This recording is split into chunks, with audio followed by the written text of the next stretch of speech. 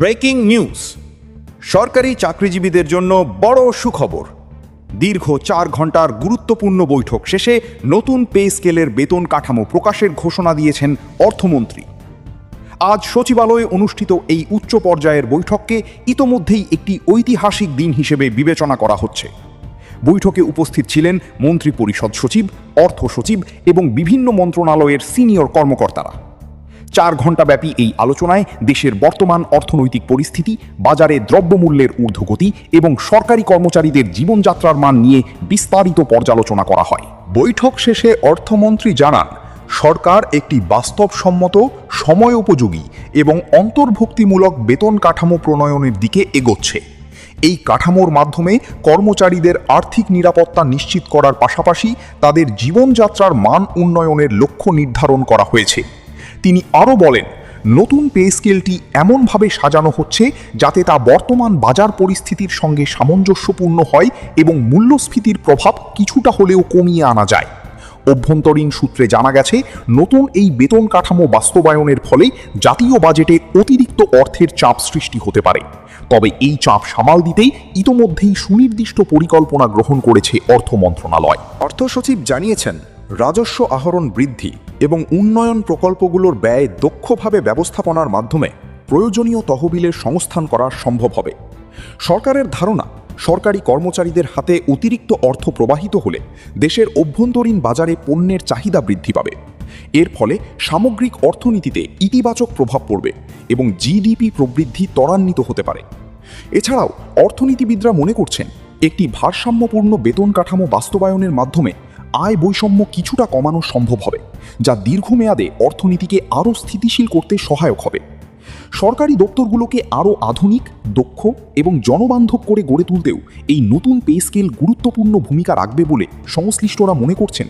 এদিকে বিভিন্ন সূত্রে দাবি করা হচ্ছে, প্রস্তাবিত কাঠামোয় প্রায় 80% পর্যন্ত বেতন বৃদ্ধি, 60% পর্যন্ত ভাতা সমন্বয় এবং পেনশন সুবিধায় উল্লেখযোগ্য উন্নয়ন থাকতে পারে।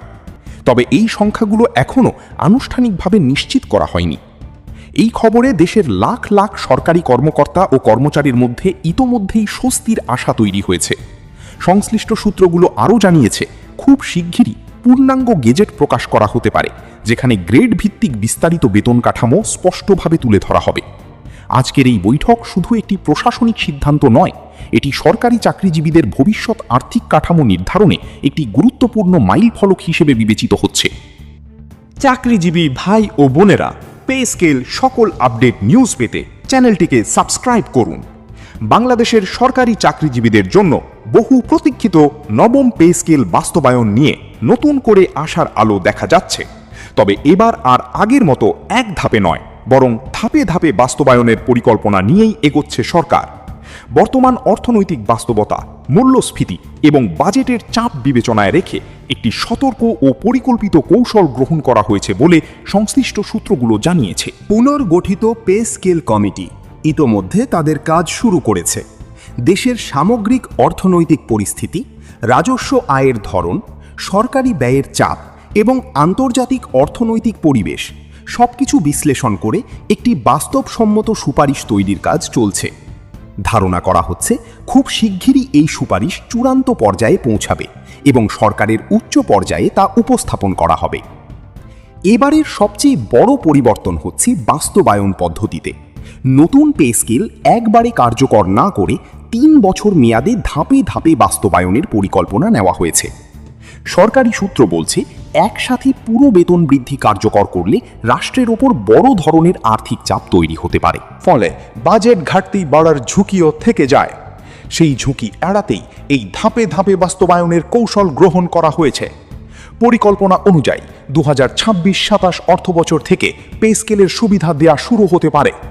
প্রথম ধাপে সরকারি চাকরিজীবীরা তাদের নতুন নির্ধারিত মূল বেতনের 50% পাবেন, অর্থাৎ মোট বেতন বৃদ্ধির প্রায় 1/3 প্রথম বছরেই কার্যকর হবে।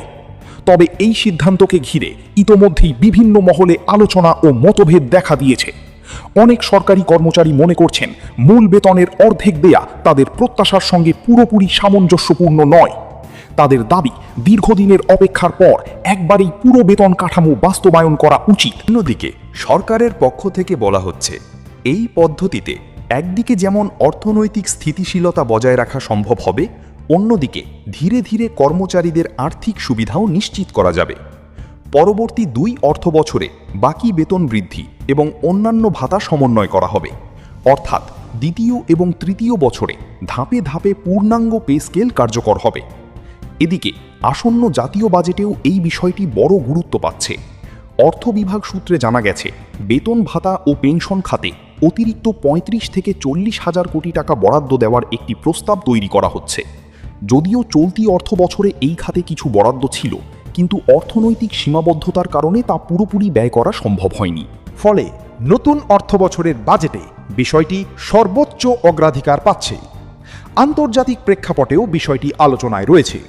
সম্প্রতি উজবেকিস্তানে অনুষ্ঠিত এশীয় উন্নয়ন ব্যাংকের বার্ষিক বৈঠক শেষে অর্থমন্ত্রী দেশে ফেরার পর এই বিষয়ে একটি গুরুত্বপূর্ণ বৈঠক হওয়ার কথা রয়েছে।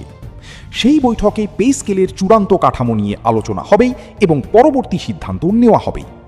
এরপর প্রধানমন্ত্রীর সঙ্গে পরামর্শক্রমে বিষয়টির চূড়ান্ত অনুমোদন দেওয়া হতে পারে বলে ধারণা করা হচ্ছে। বর্তমান সময়ে আরেকটি বড় চ্যালেঞ্জ হচ্ছে দ্রব্যমূল্যের ঊর্ধ্বগতি। বাজারে নিত্য প্রয়োজনীয় পণ্যের দাম বেড়ে যাওয়ায় সরকারি চাকরিজীবীদের ওপর অতিরিক্ত চাপ তৈরি হয়েছে। এই বাস্তবতা বিবেচনায় নিয়ে পে স্কেল কমিটি কর্মচারীদের স্বস্তি দেওয়ার বিষয়ে গুরুত্ব দিচ্ছে। তবে একই সঙ্গে বাজারে নতুন করে মূল্যস্ফীতির চাপ তৈরি না হয় সেটিও একটি বড় বিবেচ্য বিষয়। অর্থনীতিবিদ ও সাবেক অর্থসচিব মাহবুব আহমেদ এই বিষয়ে মন্তব্য করতে গিয়ে বলেছেন, বর্তমান বৈশ্বিক অর্থনৈতিক পরিস্থিতি এবং দেশের অভ্যন্তরীণ চ্যালেঞ্জের মধ্যে পে স্কেল বাস্তবায়ন সহজ কাজ নয়।